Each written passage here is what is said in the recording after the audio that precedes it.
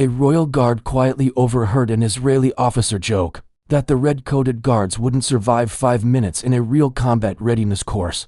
Less than a week later, that same guard stood on a rain-soaked field in North Yorkshire. No spotlight, no ceremony, facing 6 punishing challenges pulled straight from the Israeli IDF's elite Gibush test. The only audience, silent instructors expecting him to break. But what happened next left everyone stunned. Before we show you how it all unfolded, don't forget to hit that subscribe button and let us know in the comments where you're watching from. Now, let's begin. The morning mist clung to the cobblestones of Buckingham Palace like a shroud, and through it emerged a figure that would soon challenge everything the world thought they knew about ceremonial soldiers. Corporal Nathan Bell stood at his post, motionless as marble, his red tunic pristine, his bearskin hat casting shadows over eyes that had seen more than most would ever know. To the thousands of tourists who snapped photos daily, he was nothing more than a living statue, a quaint British tradition wrapped in scarlet and gold. Children pointed at him, their parents explaining in hushed tones about the Queen's Guard, about tradition, about how these men stood perfectly still for hours at a time. What they didn't understand was that standing motionless required a discipline that few could comprehend, the ability to ignore pain, discomfort, and the constant barrage of distractions, while maintaining absolute awareness of everything happening around you. But Nathan Bell was harboring a secret that would soon explode across military circles worldwide. Behind that ceremonial facade was a man forged in the fires of Afghanistan, a veteran who had earned his combat infantryman badge in the brutal valleys of Helmand Province. He had joined the household guards not for the pageantry, but because, after 3 tours of duty, he needed something that reminded him why he had fought in the first place. The quiet dignity of service, the honor of protecting something greater than himself. The transition hadn't been easy, going from the constant adrenaline of combat operations to the measured precision of ceremonial duties felt like switching from a hurricane to a metronome. But there was something profound about standing guard over the symbols of his nation, something that connected him to centuries of soldiers who had done the same. The irony wasn't lost on him. While civilians saw him as decorative, his fellow soldiers often viewed the guards with a mixture of respect and pity. They were the elite of the ceremonial world, but in the hierarchy of military respect, they ranked somewhere below the combat units and above the logistics corps. It was a position that grated against Nathan's sense of identity, especially when he overheard conversations in the mess hall about real soldiers versus parade soldiers. He had learned to let most of these comments slide, understanding that soldiers who hadn't served in ceremonial roles didn't comprehend the unique challenges it presented. The physical demands alone were staggering, standing at attention for hours in all weather conditions, maintaining perfect posture while carrying heavy rifles, enduring the mental strain of absolute stillness while remaining tactically aware of potential threats. That particular morning, as pigeons scattered around his feet and early commuters hurried past the palace gates, Nathan was wrestling with a decision that would define the rest of his military career. The previous evening, he had been nursing a pint at the Grenadier, a pub favored by military personnel, when a group of Israeli Defense Force soldiers on an exchange program had made comments that cut deeper than any enemy bullet ever could. Their words weren't meant to be cruel, but they carried the weight of a fundamental misunderstanding about what it meant to serve in the Guards. These weren't men playing dress-up. They were soldiers who had earned their positions through rigorous selection processes, men who had proven themselves in combat before transitioning to ceremonial duties. The Israelis weren't being malicious, they were young, confident, and speaking with the casual arrogance of elite soldiers who had earned their stripes in one of the world's most demanding militaries. But their words echoed in Nathan's mind as he stood at his post. British ceremonial guards, beautiful uniforms, but when did they last see real combat? Standing still for hours doesn't make you a warrior. One of them had laughed, raising his glass in a mock toast to the finest statue makers in the world. Another had wondered aloud whether the guards would know what to do if faced with a real threat, or if they would simply stand at attention while danger approached. What they didn't know was that Nathan Bell had earned his place in the guards through merit, not connections. He had served as a section leader in the parachute regiment, leading men through IED-infested roads and Taliban ambushes. He had been decorated twice for valor, once for single-handedly holding a position while evacuating wounded civilians, and again for leading a rescue mission that saved for captured contractors. His transition to the guards wasn't a retreat from combat, it was a conscious choice. to serve his country in a different capacity. But the Israeli soldier's comments had awakened something in him, a need to prove that ceremonial duty didn't diminish a soldier's capability, that the man behind the uniform was still the same warrior who had faced down insurgents in the mountains of Afghanistan. But the doubt was planted, and it grew like a cancer in his mind. Was he becoming soft? Had the ceremonial duties dulled his edge? The question haunted him through his shift, through the endless hours of standing perfectly still while his mind raced with possibilities. He thought about his time in Afghanistan, about the weight of his gear during patrol, about the split-second decisions that meant the difference between life and death. He remembered the feeling of sand in his boots, the taste of fear in his mouth during firefights, the brotherhood forged in the crucible of combat. Had he lost that edge? Had the comfort of palace duty made him less of a soldier? As the morning wore on, Nathan found himself studying the faces of the other guards. There was Sergeant Harris, who had served 2 tours in Iraq with the Royal Engineers. Lance Corporal Williams had been with the Royal Marines in Afghanistan, earning a mention in dispatches for his actions during a fierce battle in Sangin. Corporal Davies had served with the SAS, though he never talked about his time with the regiment. These weren't ceremonial soldiers, they were warriors who had chosen to serve their country in a different way, yet the world saw them as ornaments, as tourist attractions rather than the battle-hardened veterans they truly were. The weight of expectation pressed down on Nathan like a physical force. Every day, he stood before the palace gates, representing not just the monarchy, but the entire British military tradition. Tourists took selfies with him, children waved, and dignitaries from around the world observed the changing of the guard as a symbol of British military precision and discipline. But somewhere along the way, the respect had been replaced by curiosity, the awe by amusement. The guards had become a spectacle rather than a symbol of military might. That evening, Nathan walked the streets of London, his mind churning with thoughts of identity and purpose. He passed groups of civilians enjoying their Friday night, laughing and drinking, oblivious to the men and women who stood guard over their freedom. He envied their simplicity, their ability to live without the constant weight of service, without the need to prove themselves worthy of the uniform they wore. But he also knew he wouldn't trade places with them. The military had given him purpose, structure, and a sense of belonging that civilian life could never provide. He found himself in an internet cafe, typing search terms he never thought he would. Israeli military training, IDF selection process, Gibush test. What he discovered both thrilled and terrified him. The Gibush wasn't just a military assessment, it was a crucible that tested every aspect of a soldier's capability: physical endurance, mental resilience, tactical thinking, leadership under pressure, all compressed into 72 hours of relentless evaluation. The statistics were sobering. Only 15% of candidates passed on their first attempt, and many never passed at all. The more he read, the more he understood why the Israeli military commanded such respect worldwide. Their soldiers weren't just trained, they were forged in an environment where failure meant not just personal disappointment, but potentially national catastrophe. Every Israeli soldier knew that their country's survival depended on their ability to perform under impossible circumstances.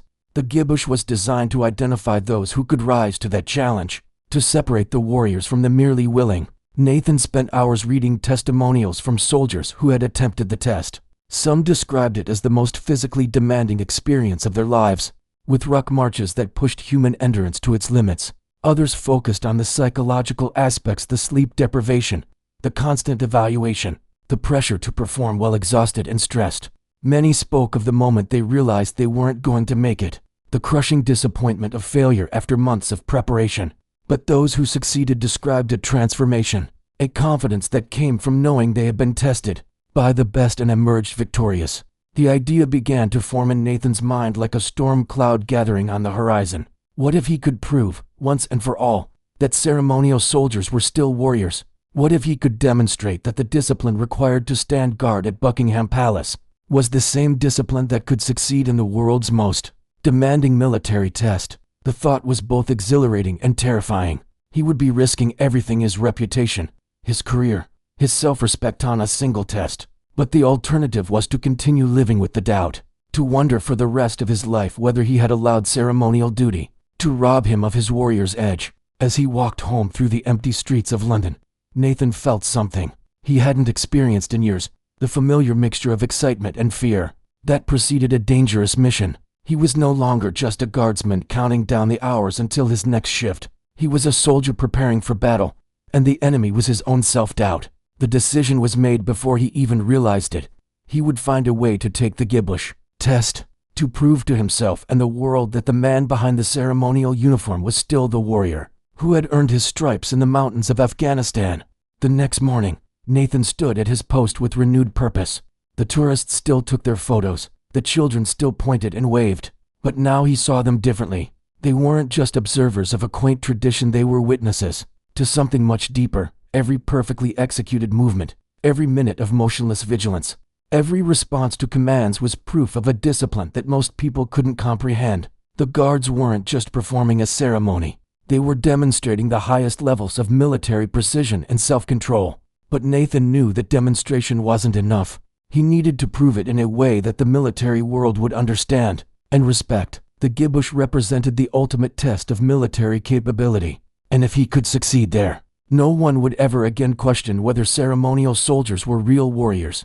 The challenge would be getting permission to attempt it. The Israeli military didn't typically allow foreign soldiers to participate in their selection processes, and his own chain of command would need to approve any such request. He spent his off-duty hours researching the proper channels, learning about military exchange programs and training opportunities.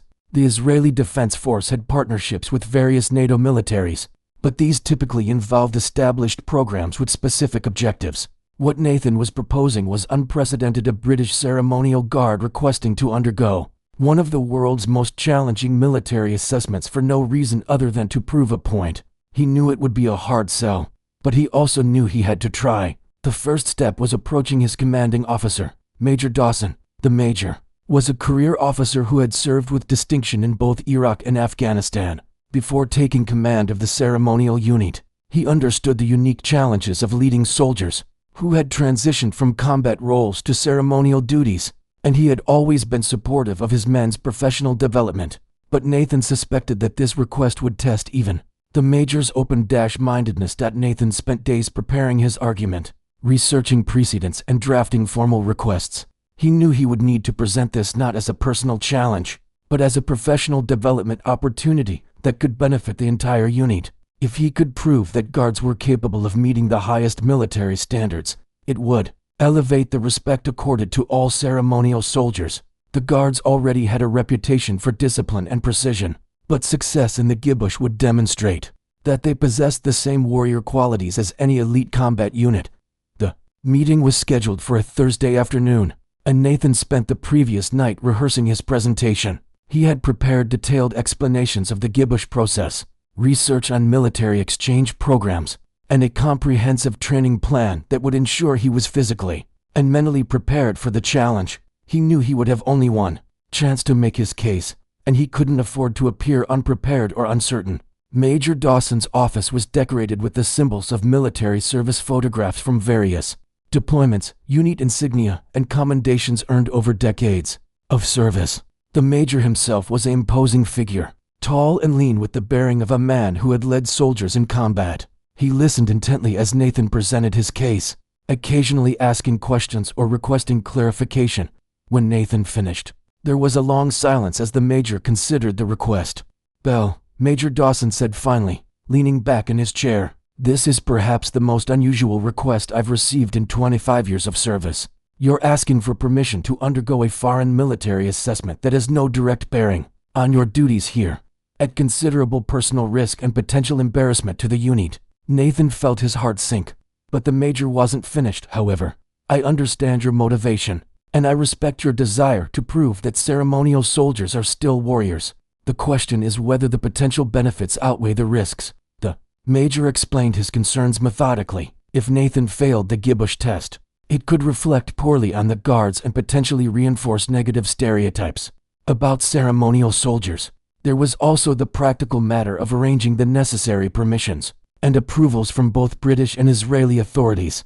The request would need to go through multiple levels of command, and there was no guarantee that it would be approved. Additionally, Nathan would need to demonstrate that he was physically and mentally prepared for the challenge, which would require months of intensive training. But Major Dawson also understood the larger implications of Nathan's proposal. The guards had been struggling with recruitment and retention issues, partly due to the perception that ceremonial duty was less prestigious than combat roles. If Nathan could succeed in the Gibush test, it would demonstrate that the guards attracted and developed soldiers of the highest caliber. The publicity alone could help change public perception of ceremonial soldiers and potentially attract more quality recruits to the unit. After what felt like an eternity, Major Dawson made his decision. He would support Nathan's request, but with conditions. Nathan would need to develop a comprehensive training program and demonstrate significant improvement in physical fitness and tactical skills. He would also need to maintain his ceremonial duties while preparing for the test, proving that he could excel in both areas simultaneously. Most importantly, he would need to understand that he was representing not just himself, but the entire Guards regiment, and failure would reflect on everyone who wore the uniform.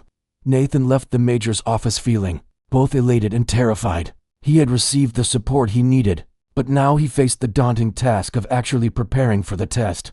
The Gibush was designed to push Israeli soldiers to their limits, and Nathan would need to reach those same limits while maintaining his regular duties. He would have to become a better soldier than he had ever been, pushing himself beyond what he thought possible. That evening, Nathan began developing his training program. He studied every available resource on the Gibush test, analyzing the physical and mental challenges he would face.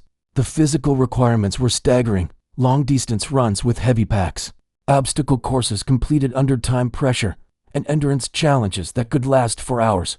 But the mental aspects were equally demanding. Candidates were required to make complex tactical decisions while exhausted, to lead teams under extreme pressure, and to maintain focus and discipline even when their bodies were screaming for rest. Nathan's training would need to address all these areas while accounting for the fact that he was several years older than the typical Gibush candidate. Most Israeli soldiers attempting the test were in their early 20s, at the peak of their physical capabilities.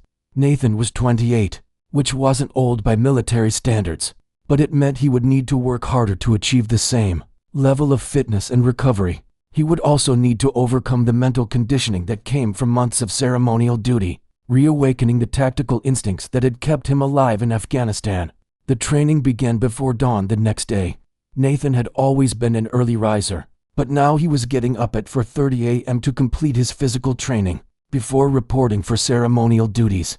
The gym was empty at that hour, a cathedral of iron and sweat where he could push himself without distraction. He started with basic assessments, testing his current fitness levels and identifying areas that needed improvement. The results were sobering. While he was in good shape by normal standards, he was far from the peak condition required for the Gibush test. His cardiovascular fitness was adequate, but not exceptional. His strength was good, but he needed to improve his endurance and his ability to perform under load. Most concerning was his tactical fitness, the ability to make good decisions while physically and mentally exhausted. During his time with the Guards, he had maintained general fitness, but had not been exposed to the kind of extreme stress that would be required for the test. He would need to recreate those conditions during training, pushing himself beyond normal limits while practicing the skills he would need to demonstrate. Nathan developed a training schedule that was both ambitious and realistic. He would focus on cardiovascular endurance, building up his ability to perform at high intensity for extended periods. He would also work on functional strength, particularly exercises that mimicked the movements he would need to perform during the test. Weight training would be supplemented with obstacle courses, rope climbing, and other military-specific exercises. Mental training would include problem-solving under stress, leadership exercises, and sleep deprivation challenges. The most challenging aspect of the training was fitting it around his ceremonial duties. Nathan still had to stand guard at the palace, participate in changing of the guard ceremonies, and maintain all the standards expected of a Guard soldier. This meant that his training had to be completed during his off-duty hours, often late at night or early in the morning. He was essentially working two full-time jobs: ceremonial guard during the day, and elite soldier in training during his personal time. The physical demands quickly became apparent.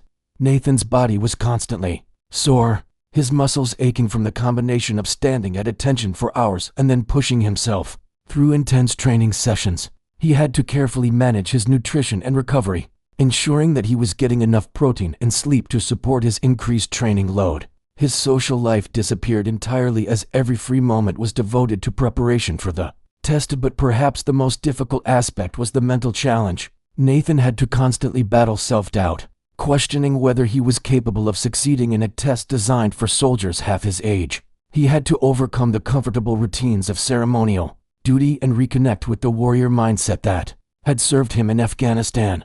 This required not just physical preparation but a complete mental transformation, shifting from the measured precision of ceremonial duty to the aggressive adaptability required for combat operations. As the weeks passed, Nathan began to see improvements in his fitness and performance. His run times decreased, his strength increased, and his confidence grew. But he also began to understand the true magnitude of the challenge he had undertaken. The Gibush test wasn't just about physical capability, it was about proving that you possessed the mental toughness and tactical acumen required to lead soldiers in combat. Nathan would need to demonstrate not just that he could complete the physical challenges, but that he could do so while maintaining the decision-making capability and leadership presence that the Israeli military demanded from its elite soldiers. 3 months into his training, Nathan received word that his request had been approved by higher command. The Israeli Defense Force had agreed to allow him to attempt the Gibush test as part of a military exchange program, though they had made it clear that no accommodations would be made for his foreign status. He would be held to the same standards as Israeli candidates, and failure would be treated the same way regardless of his nationality or background. Nathan felt a mixture of excitement and terror at the news. The abstract goal had suddenly become a concrete reality, complete with dates, locations, and specific requirements. The approval came with additional responsibilities. Nathan would be representing not just the Guards, but the entire British military, and his performance would be scrutinized by military observers from both nations. Success would be celebrated, but failure would be analyzed and potentially used as evidence in ongoing debates about military effectiveness and training standards. Nathan understood that he was no longer just challenging himself. He was participating in a much larger conversation about what it meant to be a soldier in the modern military. His training intensified as the test date approached. Nathan added Hebrew language study to his regimen, knowing that commands would be given in Hebrew and that cultural understanding would be as important as physical capability. He also began working with a sports psychologist who specialized in military performance, learning techniques for managing stress and maintaining focus under extreme pressure. The psychological preparation was as rigorous as the physical training, involving visualization exercises, stress inoculation, and methods for maintaining mental clarity during exhaustion. The sports psychologist, Dr. Sarah Mitchell, had worked with Special Forces soldiers and understood the unique challenges Nathan faced. She explained that the Gibush test was designed to strip away pretense and reveal a candidate's true character under pressure.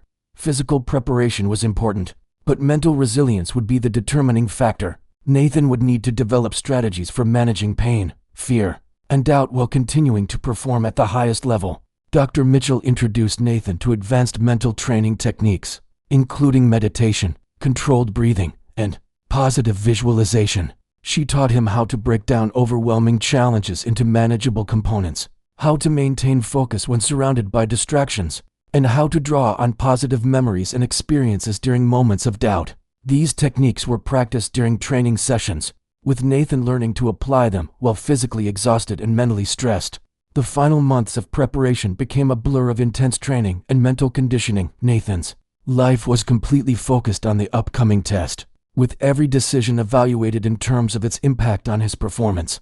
He studied videos of previous Gibush tests, analyzed the tactics and strategies used by successful candidates, and worked with Israeli military advisors, who provided insights into the specific challenges he would face. His fellow guards watched his preparation with a mixture of admiration and concern. Some understood his motivation and supported his efforts, while others questioned whether he was risking his career for an unnecessary challenge. Nathan appreciated their concern, but remained focused on his goal. He had committed to proving that ceremonial soldiers were still warriors, and he would not back down from that commitment regardless of the personal cost. The night before his departure for Israel, Nathan stood at his post for what might be the last time as a regular guardsman. Win or lose, the test would change him and potentially his entire career trajectory. He looked out at the familiar gates of Buckingham Palace, at the tourists who continued to take photos, at the symbols of tradition and service that had defined his life for the past 2 years. Tomorrow he would trade his red tunic for desert camouflage, his ceremonial rifle for combat gear, and his measured pace for the chaos of military assessment. Nathan's family had gathered to see him off, though he hadn't told them the full extent of what he was attempting. His parents knew he was participating in a military exchange program, but they didn't understand that he was risking everything on a single test. His sister, also a soldier, had guessed the truth and spent the evening offering encouragement and advice. She understood the military mindset that drove him to seek this challenge. Even if she questioned his timing and methods, the flight to Israel was long and gave Nathan time to reflect on his journey. He thought about the Israeli soldiers whose casual comments had sparked this entire endeavor, wondering if they would ever know the chain of events they had set in motion. He thought about his fellow guards, who would be watching his progress and hoping for his success. Most of all, he thought about the test itself and the unknown challenges that awaited him in the desert. Nathan had studied every available resource about the Gibush test, but he knew that no amount of preparation could fully prepare him for the reality of the experience. The test was designed to be unpredictable, to present challenges that couldn't be anticipated or planned for. Success would depend on his ability to adapt, to think clearly under pressure, and to maintain his performance standards even when his body and mind were pushed beyond their limits. As the plane descended toward Tel Aviv, Nathan felt the familiar pre-mission nerves that had preceded every significant challenge in his military career. But underneath the nervousness was a deep sense of purpose and determination. He had trained for this moment, sacrificed for it, and committed everything to its success. Now all that remained was to prove that the discipline and warrior spirit of the guards were equal to any challenge the world could present. The Israeli landscape rolled past the airplane window, a harsh and beautiful terrain that had forged one of the world's most respected militaries. Somewhere in the desert, Nathan would face the ultimate test of his capabilities as a soldier. The outcome would determine not just his own future but potentially change how the world viewed ceremonial soldiers and the men who chose to serve in that capacity. The heat hit Nathan like a physical blow as he stepped off the plane at Tel Aviv. Even though he had prepared for the desert climate, the reality of the Israeli summer was more intense than he had imagined. The air shimmered with heat waves, and the sun seemed to press down on everything with relentless intensity. Nathan understood immediately why the physical challenges of the Gibush test were so demanding. Simply existing in this environment required more energy and endurance than most climates. His transportation to the military base was arranged through official channels, but Nathan was essentially traveling alone. He had no team, no support system, and no familiar faces to provide encouragement. This isolation was intentional, part of the test's design to strip away external sources of confidence and support. Candidates were expected to find their strength from within, to prove that they could perform without the comfort of familiar surroundings or friendly faces. The military base was a sprawling complex of concrete buildings and training facilities, all designed for efficiency rather than comfort. Nathan was processed through the same system as Israeli candidates, receiving the same gear, the same briefings, and the same warnings about the challenges ahead. The Israeli instructors were professional but distant, making it clear that Nathan's foreign status would not earn him any special consideration or accommodation. Nathan's fellow candidates were an impressive group of young Israeli soldiers, all of whom had already proven themselves in their respective units. They represented the best of the Israeli military paratroopers, armor specialists, infantry soldiers, and special forces operators. Most were several years younger than Nathan, and all carried themselves with the confidence of men who had been testing themselves against high standards their entire military careers.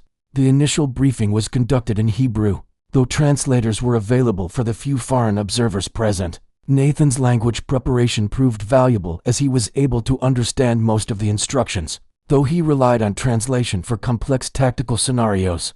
The briefing covered safety procedures, evaluation criteria, and the general structure of the test, but it was deliberately vague about specific challenges.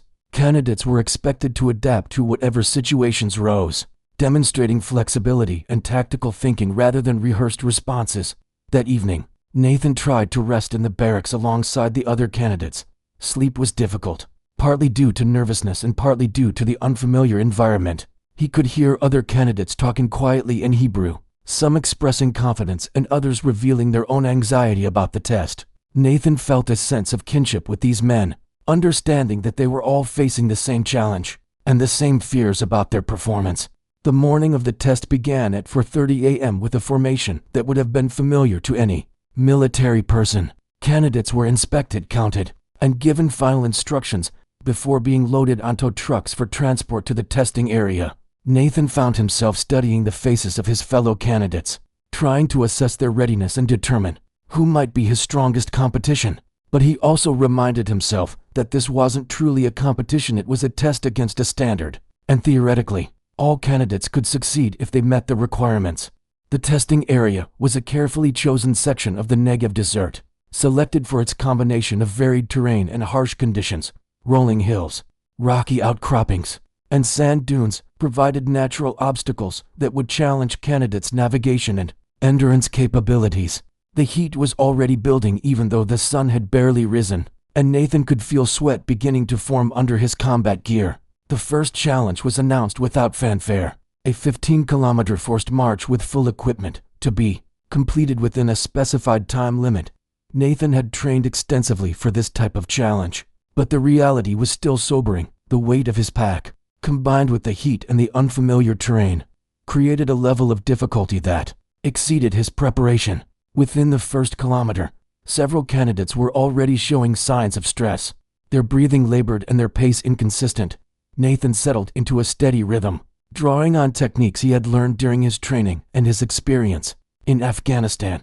He focused on maintaining consistent form rather than speed, knowing that efficiency would be more important than raw power over the long distance. Around him, other candidates were making different choices, some pushing hard early in an attempt to build a lead, others conserving energy for the challenges that would follow. The landscape was unforgiving, with loose sand that made each step more difficult and rocks that threatened to turn ankles or cause falls. Nathan found himself grateful for the navigation training he had received, as the route was marked only by general checkpoints rather than a clear path. Candidates were expected to choose their own routes between points, demonstrating tactical thinking and terrain analysis while under physical stress. By the halfway point, the field had already begun to thin. Some candidates had fallen behind the required pace and were eliminated from the test. Others had suffered minor injuries or equipment failures that ended their participation.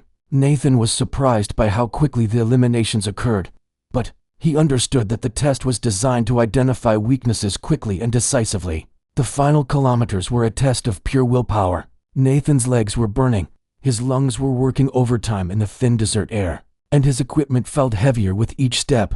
But he had experienced similar challenges in Afghanistan and during his training, and he drew on those experiences to maintain his pace. When he crossed the finish line within the time limit, he felt a surge of satisfaction tempered by the knowledge that this was only the beginning. As Nathan looked around at the remaining candidates, he realized that he had not just survived the first challenge, he had proven that a British Ceremonial Guard could compete with the best soldiers Israel had to offer. The test was far from over, but he had taken the first crucial step toward proving that ceremonial soldiers were still warriors, that the man behind the red tunic was every bit as capable as any elite soldier in the world.